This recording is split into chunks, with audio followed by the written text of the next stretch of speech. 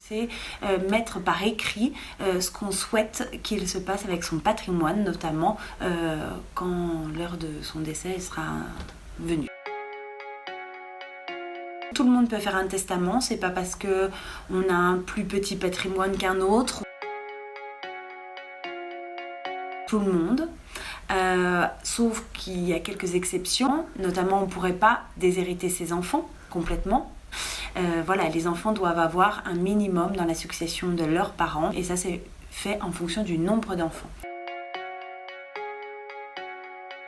Il faut exister, il faut être vivant, donc toute personne peut recevoir. Je vais quand même mettre quelques bémols à tout ça. Par exemple, un notaire ne pourrait pas être bénéficiaire d'un testament d'un de ses clients qui le recevrait. Une aide familiale, une aide à domicile ne pourrait pas recevoir un legs d'une personne dont elle s'occupe. Pour déjà protéger la remise en cause possible du testament et puis protéger le testateur, donc celui qui rédige ses dispositions, qu'il ne puisse pas être soumis à une certaine pression et faire quelque chose qu'il ne souhaiterait pas réellement faire.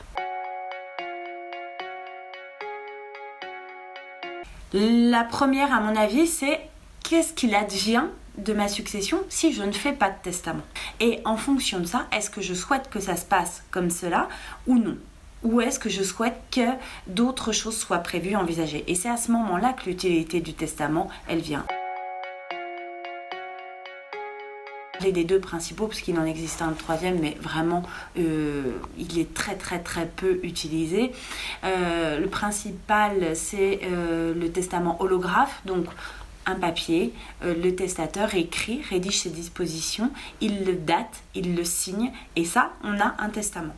Le deuxième type de testament, c'est le testament authentique, donc qui est reçu par un notaire.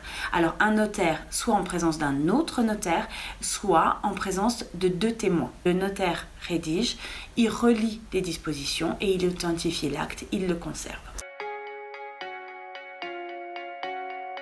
Le conseil numéro 1, c'est d'aller voir son notaire pour que lui puisse vous expliquer les conséquences ou pas de ce que vous avez rédigé.